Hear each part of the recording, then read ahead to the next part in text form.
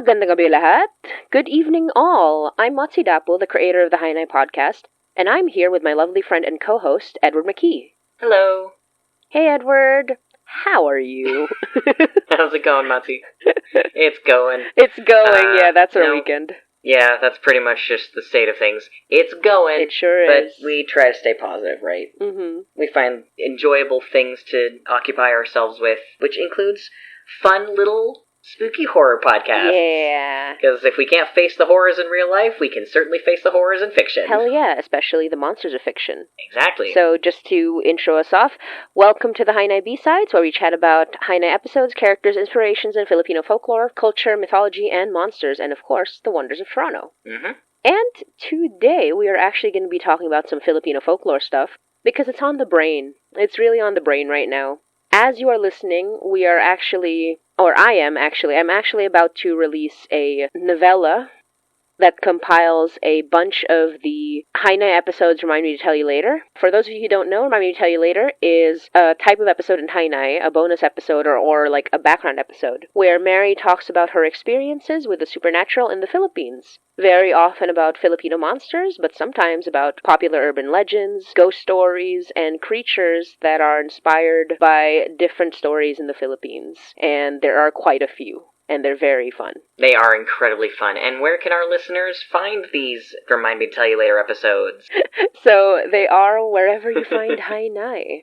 Remind Me to Tell You Later episodes are part of the main story, but are embedded within the main story, where Mary will sometimes take aside a character and tell them about her past, and basically contextualize exactly why she is so nonchalant about the supernatural for much of the story. And it's very fun. She gets high with Laura at one point. She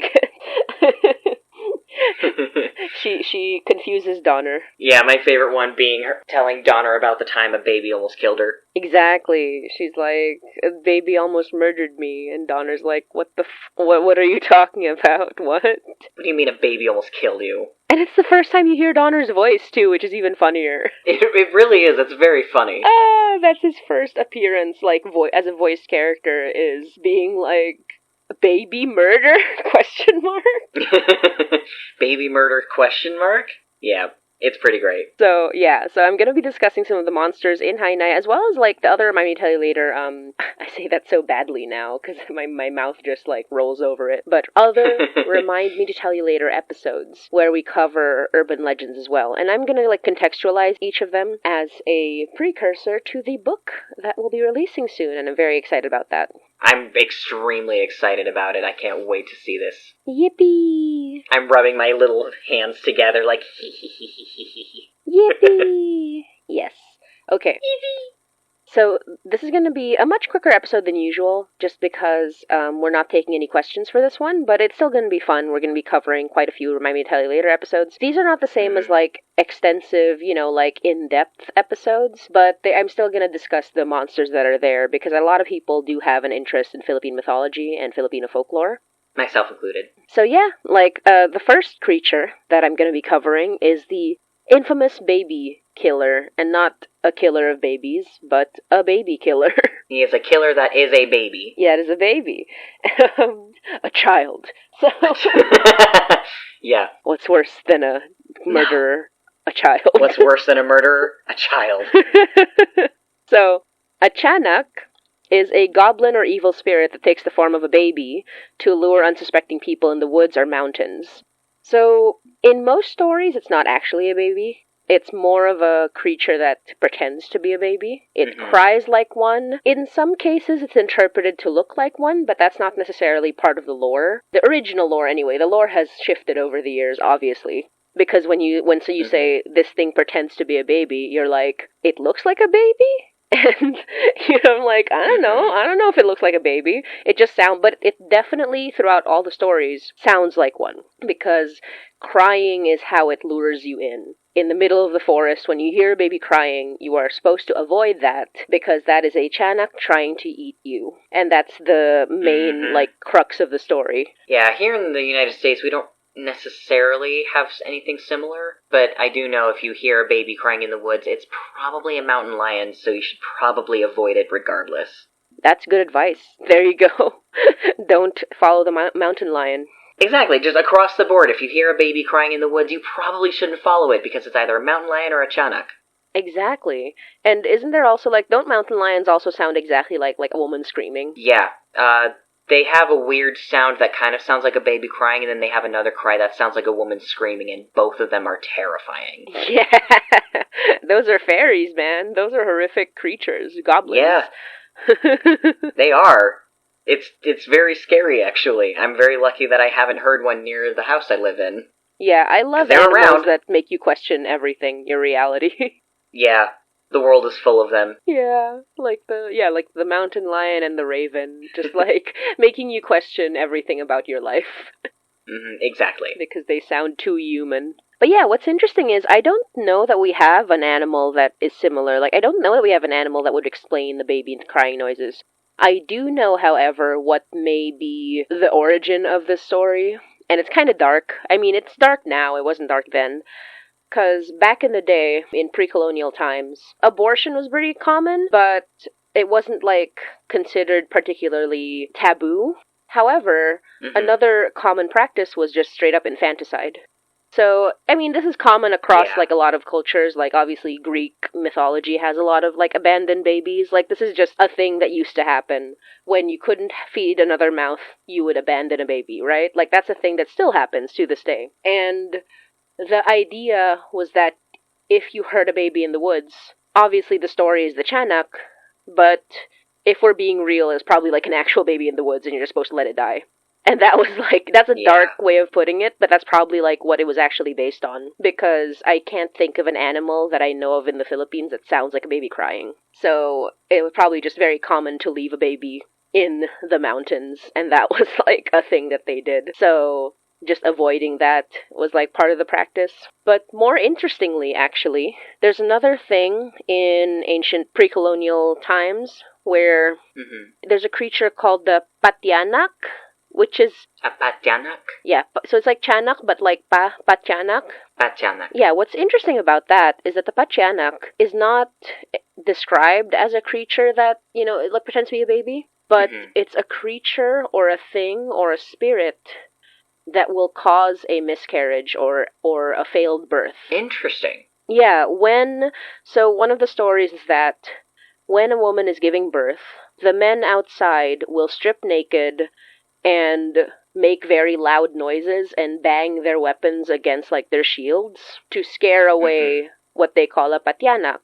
And there may be some connection, because if they call it a patyanak and, chanaks are, like, creatures that imitate babies, it's very possible that the belief system was that these creatures will take wanted children and then, I don't exactly know the full relation, because a lot of beliefs and Filipino mythology is segmented based on, like, different, accounts of it. But, yeah, the fact that there's a word patyanak and there's also the word chanak, and they're both related to babies, even though the stories are completely different, is really interesting to me. Yeah, it's really interesting. Yeah. I wonder if there's some sort of entomological...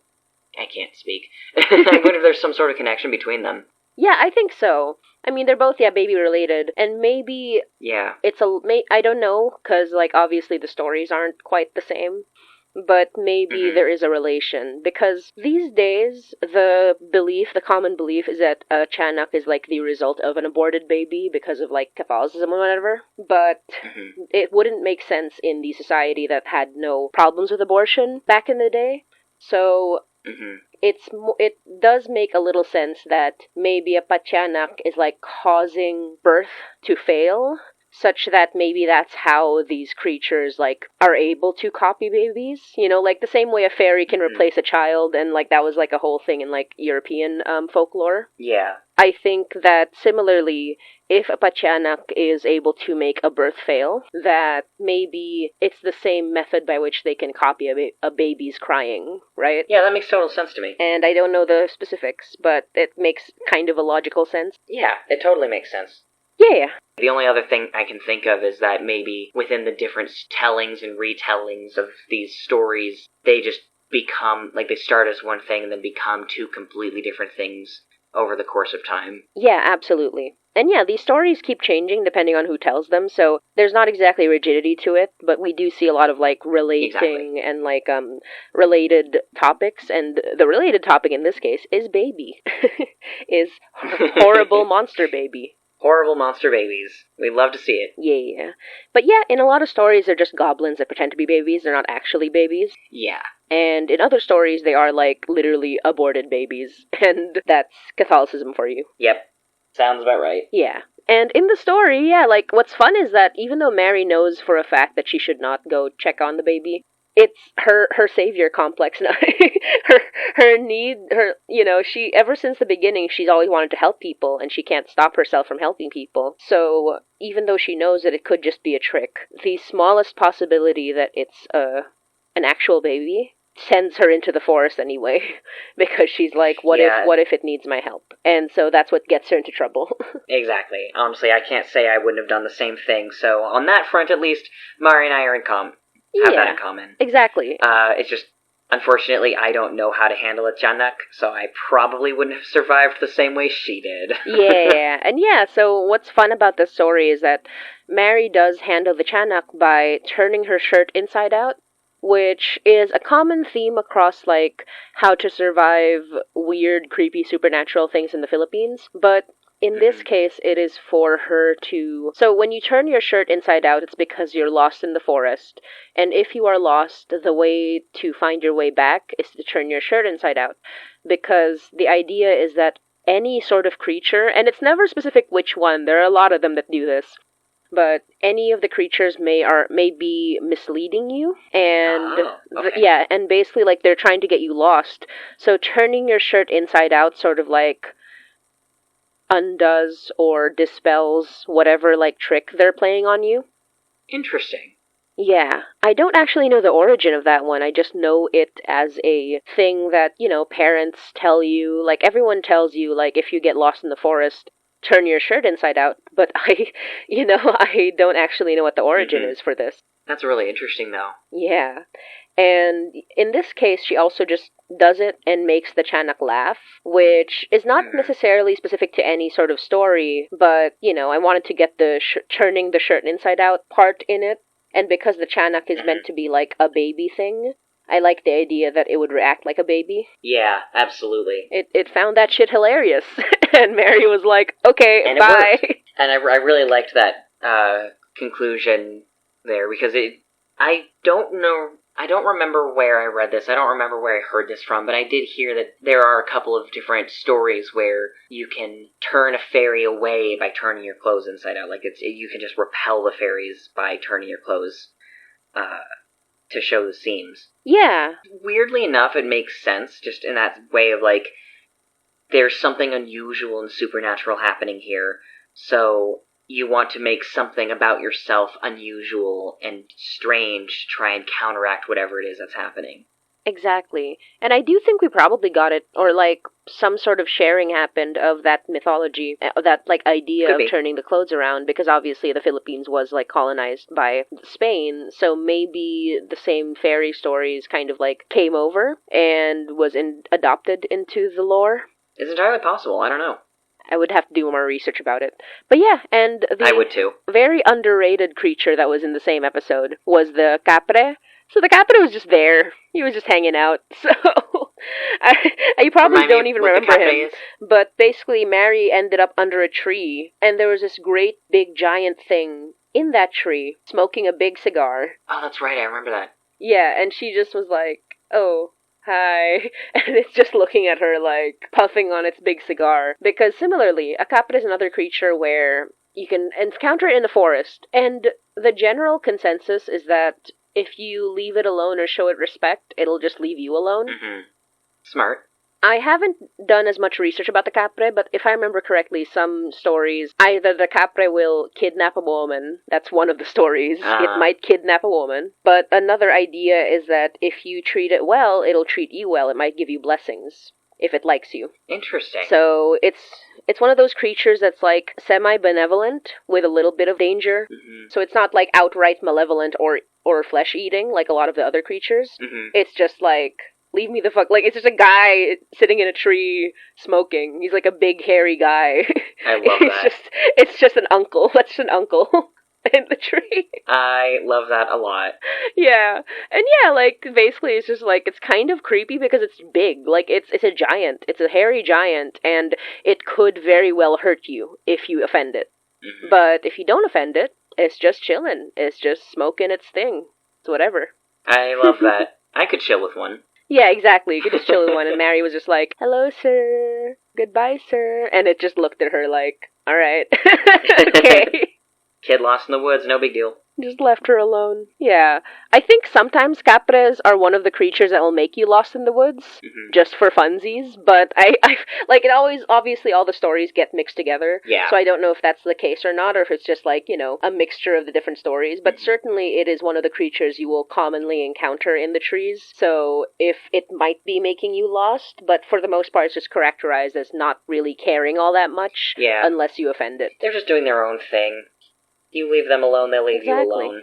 There are a lot of things like that. Yeah, he's smoking. Yeah, in general, it's just like a good idea to be polite to random creatures you find out in the woods. Exactly. Whether it's a sentient creature like the capre or just an animal, you know, you just want to respect their space and you'll be fine. Exactly. Probably. Indeed. But yeah, so that's the two creatures that were in the Chanak episode. And the next episode I'm going to be covering is a Tik Tik episode, which I had a lot of fun with. Yeah, the Tik Tik episode was very good. Thank you. Yes. So that one was super fun because I love the concept of the Tik Tik, and I believe that there are many similar stories around the world. Like in Mexico, there's the Whistling Man. And the concept is that with a Tik Tik, if it is close by, it is quiet, and if it's far away, it's loud. So it messes with your head with its distance. And the Tik-Tik, it's called that because that's apparently the sound that it makes. Specifically what it wings, the sound that its wings make. But in the case of the Hyena episode, I decided that it's the sound that it makes sort of like as a creature. Because I just thought that the sound fits better as like a... almost like one of those guttural sort of like clicking that certain animals do. Yeah. Yeah, and you did it very well. The clicking sounds were very spooky. Thank you. Yeah, let me see if I can try doing it again right now. It's like... Yeah. Yeah, like that. I think I got it from a lizard. Exactly like that. I think I got it from a lizard, actually. Yeah, it's very creepy. I was getting chills listening to it the first time. I was like, oh, I hate that. Yay! Yippee! In a good way, though. Like, I hated it in a good way. Like, ooh, that was a very good noise. Hell yeah. Hyena is full of really good Foley noises. Thank you! Yippee! Don't forget the lamp murder noise. Oh, God, the lamp murder noise was so good. Yeah.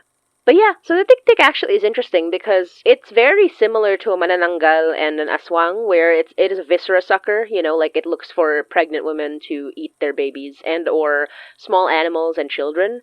So it's very similar, just the way I imagine it, although obviously there could be many interpretations of this, is just a manananggal but without splitting its body in half, which is a really funny thought. It's just like, here's the manananggal, it splits its body in half. Here's the Tik-Tik, it's the same, but it has not split its body in half. That's so funny. I was picturing, so it's really weird, I was picturing a lamprey. Ooh. Okay. Like in my head, it was like hanging from the ceiling and was like kind of wiggling around near the head of the bed. Ooh, I like that. And it was just like a worm sort of creature with one very large, like, open mouth with lots of sucking teeth, and the, like, the chick noises. Hell yeah. Was just the teeth grinding against each other. I do love that. I love that. That's what I was picturing. Yours makes more sense, though. No, it's okay. No, it's because, like, I think the imagery comes from, like, its tongue.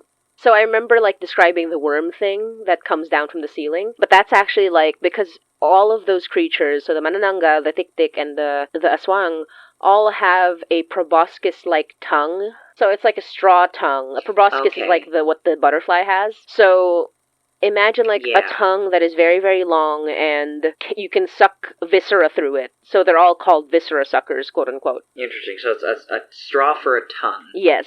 So the idea is that it's up on the rooftop, and yeah, the tongue is long enough to reach all the way down to the bed. Gotcha. That's where I got the worm imagery from. Exactly. Yes.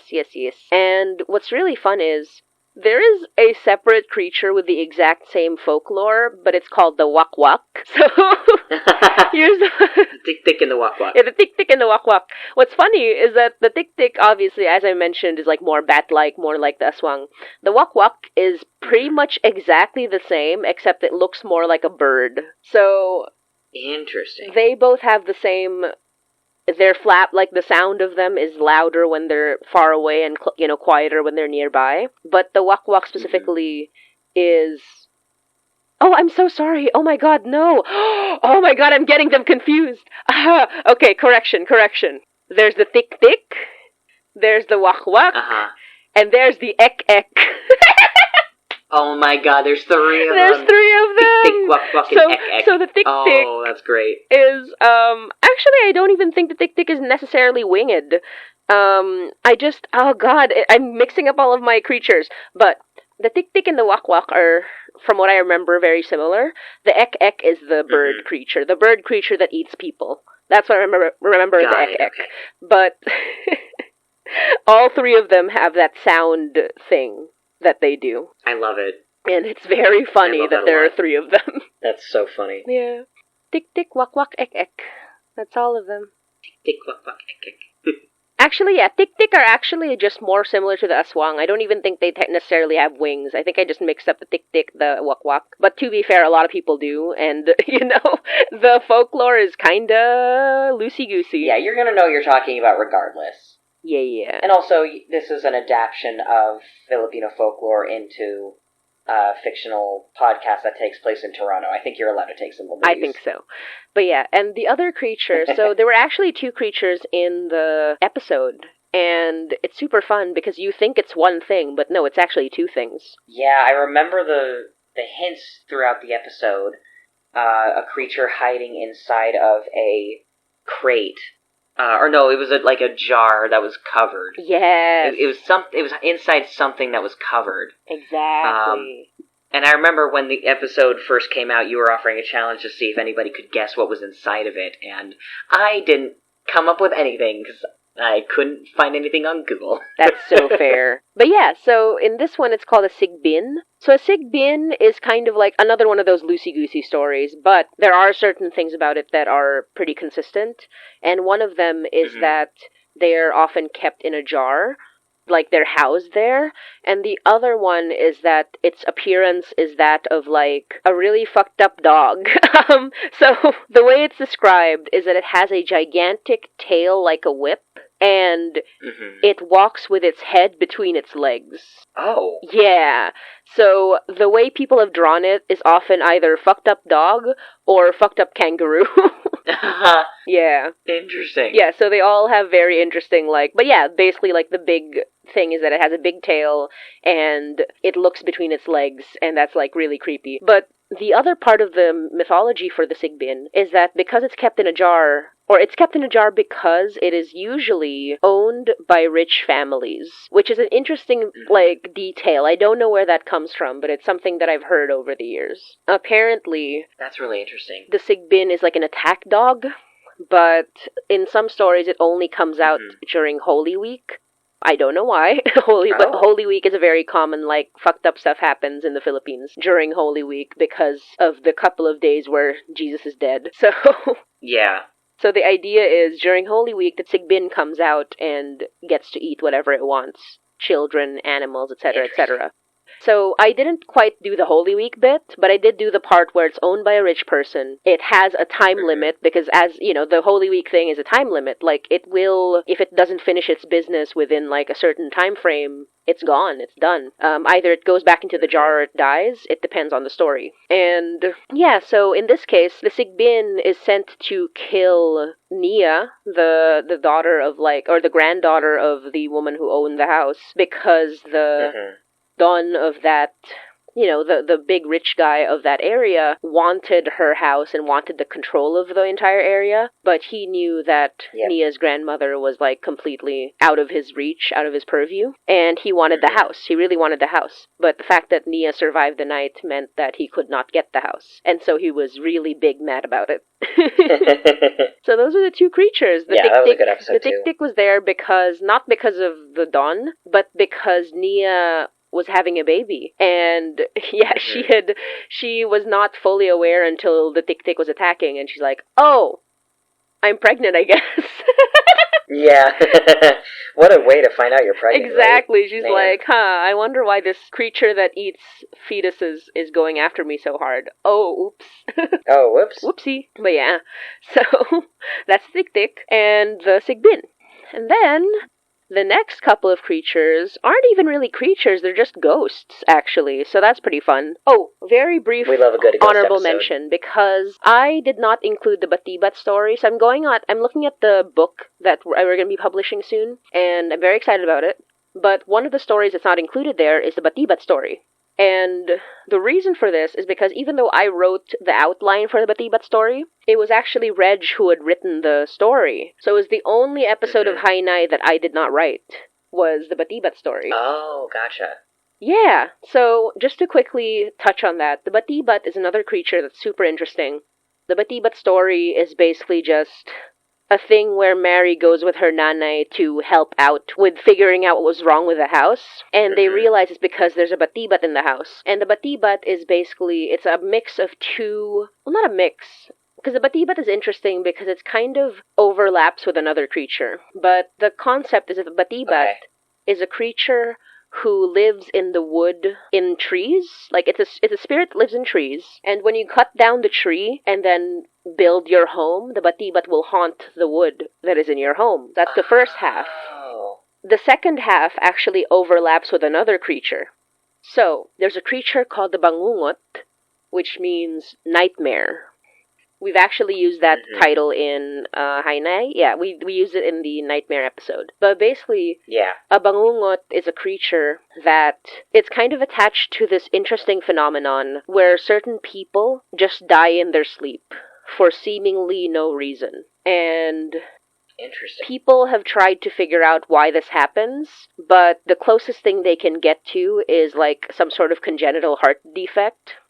But but they don't actually have a definitive answer. And certain people, die in their sleep.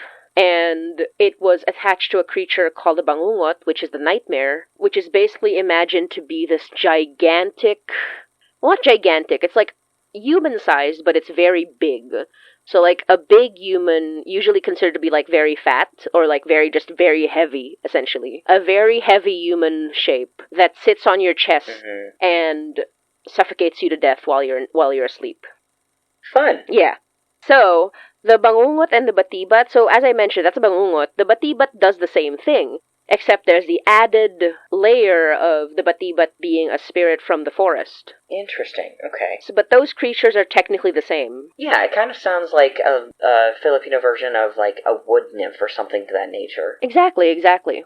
So it's interesting because one is basically just the nightmare, and the other one is like, this is a spirit, you took it from its home and now it's mad, so it's going to kill you in your sleep. So, but those two stories are basically the same, starting from a certain point. And, makes sense. Yeah, and the Batibat in this story, basically, it kills the father, but Mary and her mom, her nanay, are trying to save the children of the house from going through the same thing. And they find out eventually that the Batibat is not actually part of the house. It is being planted there because the father was a corrupt, rich, like, logging company CEO. Oh. Yeah. Interesting. And so, like, the story is super fun. And, basically, they find out later that it was being planted there by somebody who was affected by the very deadly effects of, like, because logging companies in the Philippines, they have a history of, like, killing people, as part of environmental terrorism, essentially. And so, it's very, like, so that's the whole theme of the story. And, that's the Batibat. The Batibat is, like, interesting because it's based in a lot of real-life people just dying in their sleep. And it's really just sudden, it's really grim, It is speculated to be like a heart defect thing, but nobody actually knows the cause or the trigger for just dying in your sleep. And it happens so much more commonly in warmer parts of the world. Yeah, that would be really terrifying. Oh yeah. And what really sucks is that I actually know 2 people who have died in their sleep in this very same way. Ooh, that's really awful. And they are related too. So yeah, like I mean, as they said, it's very largely considered like a genetic. That would make sense. Yeah, it's a very real problem. Like obviously the folklore came from trying to make sense of this thing that was happening pretty commonly across the Philippines. But it's just a really sad reality as well, just like people dying in their sleep. It's common enough to be known as an issue. Yeah. And so the last few creatures I want to mention. So these are not actually Philippine monsters, but they are Philippine urban legends. So that's going to be fun. Ooh, that's fun. So one of the creatures that we have, or one of the ghosts that Mary runs into, is a madre, which is just nun. It's just the Filipino and Spanish word for nun. And it is based on urban legend, specifically based in my old school. So it's from my own experience, and it's very fun because it's literally, if you search like nun, like it's called the Peeping Nun, and it's a very well-known urban legend from my alma mater. And I have gone into the bathroom that I talk about in the story many times. Oh, fun. And here's the thing. It's not even that creepy because it's well kept, but it's creepy because there's something about that room that just isn't right. Interesting. Like, even in stark sunlight, when you're in there, it just doesn't feel right. And I don't know what it is. It's like, it was a very weirdly silent room. And the fact that, like, even though it was the middle of recess or lunchtime, and there was, like, a lot of noise outside, when you go inside that bathroom, it felt very silent. That's creepy. It's super creepy. And yeah, so nobody goes in there alone, because even though, like, you know, nobody's gotten hurt in that bathroom, there is the everyone believes in the Peeping Nun story. Yeah, exactly. So it's one of those things where, like, even if there's no proof that this story is real, it's scary enough to make you go, I actually don't think I want to go into this room by myself, thank you. Exactly. And there are a lot of other horror stories from that school that to this day, I think about. Like, for one thing, there was one bathroom in the second floor of the elementary school that had no mirrors ever. And interesting. I don't know why, but the belief was that if you had a mirror in there, you would see something bad. Interesting. And it's weird because it's the only bathroom in the entire school that did not have mirrors. That's so weird. I wonder why. Yeah, exactly. So the belief, it was widely believed that you should not want a mirror, you should not expect a mirror, you should not have a mirror in that bathroom. Yeah. And then there were other stories, like, in the music room, supposedly, it's like a haunted music room, and people, like, the choirs who would practice there would see, like, black shadows in the music room, and... Fun. Yeah. I had a supernatural experience in that music room, because we were, like, singing, we were part of the Glee Club, we were singing there, and then the bathroom door just opens, and I was the one who, like, closed it. Okay, I'm gonna close this. I closed it properly, made sure it latched and everything, went back to singing. Bathroom opens again. Oh, no. Yeah, we were all very scared, but we were all together, so we were like, let's just finish this practice. And at the end of the practice, a bunch of, like, we had to leave in groups. And the last people in the room were the music teacher and, like, the officers of the... Because obviously, you know, like, each club had, like, their officers, like, you know, their mini student council type people. Yeah. So the officers had to stay with the music teacher because even the music teacher refused to be alone in there. Oof. And nobody could blame her. We were all like, that's very haunted. And so when we left, she was like, don't leave me. we'll all go together. And they were like, yep. Yep, I don't blame her one bit. It was a very haunted school. She's probably my age when my teacher was probably my age when she was teaching us, and I'm like, I wouldn't be alone in there either. I'd make all the students wait. We could all leave together. Yeah, frankly, I literally don't blame her one bit. Mm-hmm. I would also, like, be saying, you know, actually, I don't think I want to be alone in this room. Exactly. So for those of you who have hit this point, you might notice that this might have not been the full episode of Hainai B-Sides 1.3. In fact, the full episode is available for all patrons from the $10 tier and above. But all listeners get to enjoy most of the episode as part of our new series of unscripted episodes. And B-Sides is super fun because we get to kind of revisit concepts of Hainai that have been visited before, very often episodes, but also sometimes other things. Like in this episode, we talk about the mythology, the folklore, and the urban legends, and of course, a lot of other stuff about Hainai and all of the interesting things that we've included in it that's part of the world building, even if it's not part of the main story. And if you want to hear the rest of our discussion, including a weird tangent that we had about the theology of Hainai,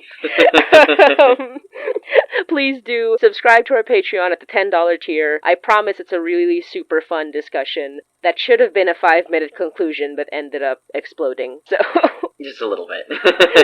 I will not apologize. Thank you so much, everybody. Maraming salamat. I hope to see you all again in the next B-Sides. Make sure to follow our socials so that you can send in your questions whenever we have a new episode B-Side or any other topics you want to talk about or ask about that we will discuss in subsequent unscripted episodes. Thank you so much. Bye-bye. Bye-bye.